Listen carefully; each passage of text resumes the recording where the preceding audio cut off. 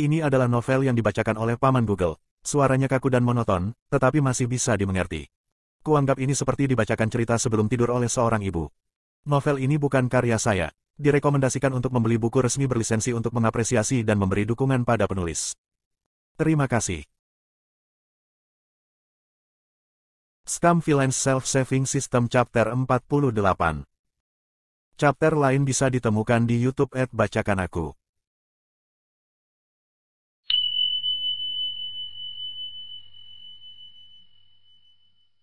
Sahualing tidak mengerti mengapa Luo Binghe tiba-tiba bereaksi dengan amarah seperti itu. Meskipun dia berjuang untuk menahan air matanya, air mata itu mengalir deras di wajahnya, mengaburkan pandangannya. Ketika dia mencoba mencari tahu apa yang telah dia lakukan sehingga dihukum, dia kebetulan melihat wajah Shen Qingqiu. Tiba-tiba, ekspresinya tampak seperti melihat hantu. Karena ketakutan, dia berteriak, "Tuanku, maafkan saya. Bawahan ini tahu dia salah, tapi bawahan ini bersumpah bahwa itu semua kebetulan. Tuanku, maafkan aku, bukan aku yang melakukan ini." Hati Sahualing sangat pahit karena dia sudah memiliki tanda hitam di catatannya. Kembali ketika dia pertama kali direkrut oleh Luo Binghe untuk melayani di bawahnya, Sahualing telah melihat cara dia memperlakukan tubuh Shen Qingqiu dan memiliki kesan yang kabur tentang apa artinya itu baginya.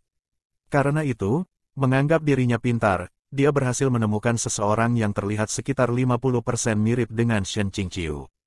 Dengan menggunakan salah satu teknik ras iblis, dia akhirnya berhasil membuat yang palsu terlihat persis seperti aslinya, ke titik di mana itu hampir merupakan salinan yang sempurna. Dia dengan bangga mempersembahkan salinan itu kepada Luo Binghe, tidak menyangka bahwa bukan hanya tidak senang, dia juga menjadi marah dan hampir menghancurkan seluruh gua. Sahualing tidak akan pernah melupakan momen itu dan tentu saja tidak ingin melihat Luo Binghe dengan ekspresi seperti itu lagi. Sejak saat itu dia selalu berhati-hati, tidak pernah berani membicarakan topik tersebut dengan cara apapun. Siapa yang tahu bahwa wadah yang dia lihat sekarang benar-benar mirip dengan Shen Qingqiu. Ini pasti membuat marah Luo Binghe. Luo Binghe berkata, "Bukankah aku sudah memperingatkanmu untuk tidak mendapatkan ide tentang menggunakan wajah ini?" Sahualing ditangguhkan di udara. Wajahnya memerah karena kekurangan oksigen, dan dia hanya bisa membuat suara tersedak lagi dan lagi. Dengan susah payah, dia berhasil berkata, "Kali ini, itu benar-benar bukan rencana bawahan ini." Meskipun Shen Qingqiu tidak begitu jelas secara detail, dia bisa menebak bahwa masalah itu ada hubungannya dengan wajahnya. Dia menutup mulutnya, berpikir dalam hati, dia telah mati selama 5 tahun, tetapi Luo Binghe masih menjadi marah ketika dia melihat seseorang yang mirip dengannya. Sepertinya aku sangat membuat trauma Luo Binghe saat itu. Tiba-tiba, Shen Qingqiu merasakan sakit yang menusuk di perutnya. Seolah-olah 1000 jarum menembus organ dalamnya. Bahkan, jika dia memiliki energi spiritual dalam jumlah melimpah sekarang, itu tidak berguna. Penglihatannya menjadi gelap saat dia mengeluarkan seteguk hangat darah merah cerah. Tekanan udara di sekitar tubuh Luo Binghe sangat berat. Dia memandang Shen Qingqiu seolah-olah dia sedang menatap hewan yang mati. Pedang iblis hati di pinggangnya mulai bergetar karena kegembiraan, berdengung tanpa akhir, seolah-olah akan jatuh dari sarungnya kapan saja. Dengan satu tangan, Luo Binghe dengan paksa menekan gagang pedang, matanya dipenuhi dengan warna merah darah. Shen Qingqiu menyeka darah di sisi wajahnya, menatap pemandangan itu dengan tatapan kosong. Dalam kejadian aslinya, Luo Binghe seharusnya menyesuaikan dengan kondisi mental yang relatif seimbang setelah memasuki dunia iblis. Setiap bulan dia akan menyerap kultivasi 1 atau 2 orang, hanya mengambil lebih banyak untuk tujuan memperkuat dirinya sendiri. Namun, mengapa Shen Qingqiu merasakan bahwa keadaan Luo Binghe saat ini menjadi semakin buruk? Itu bahkan lebih kejam daripada ketika dia dengan sangat membantu meledakkan jiwanya untuk menekan pengaruh pedang iblis hati. Sahualing diangkat lebih tinggi dan lebih tinggi ke udara. Melihat Shen Qingqiu memuntahkan darah, dia tahu bahwa Luo Binghe telah menguatkan hatinya dan saat ini sedang memanipulasi darah iblis surgawi di tubuhnya. Dengan sekuat tenaga, dia berteriak, "Tuanku, jangan kau bunuh dia, hari ini bulan purnama, dia pasti akan berguna, tidak ada yang lebih cocok dari dia." Tentu saja, dia sebenarnya tidak peduli apakah Shen Qingqiu hidup atau mati. Sebaliknya, Jika dia membiarkan Luo Binghe kehilangan dirinya dalam amarahnya dan mengambil nyawa orang aneh ini, dia pasti akan menderita bahkan jika dia tidak kehilangan dirinya ke sisi iblisnya. Memikirkan hal ini, Sa Hualing merasa bahwa dia pasti dilahirkan di bawah bintang yang sakit.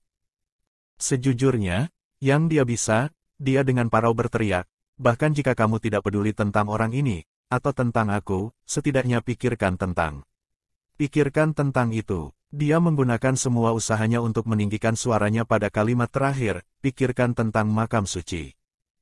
Mendengar dua kata terakhir, gerakan Luo Binghe langsung menjadi lamban. Makam suci adalah tempat peristirahatan abadi para tetua ras iblis. Tidak ada yang diizinkan masuk, kecuali penguasa saat ini, setiap pelanggar bertemu dengan kematian. Seiring berlalunya generasi, semua jenis senjata sihir dan alat roh dikuburkan sebagai objek pemakaman di dalam mausolem.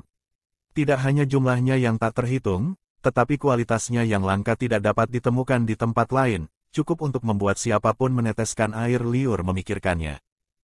Juga, dikabarkan bahwa di dalam mausolem, ada item yang mampu membangkitkan seseorang dari kematian. Luo Binghe yang asli, dengan bantuan Sa Hualing, mencapai posisi utama dan memasuki makam suci. Tidak diragukan lagi, di kantong siapa semua barang langka itu berakhir. Dengan membawa makam suci, bukankah Sa Hualing mengingatkan Luo Binghe bahwa dia belum bisa membuangnya? Bagaimanapun, dia jelas berada di jalur yang benar. Mendengar dua kata terakhir, mata Luo Binghe berkedip dengan lampu merah.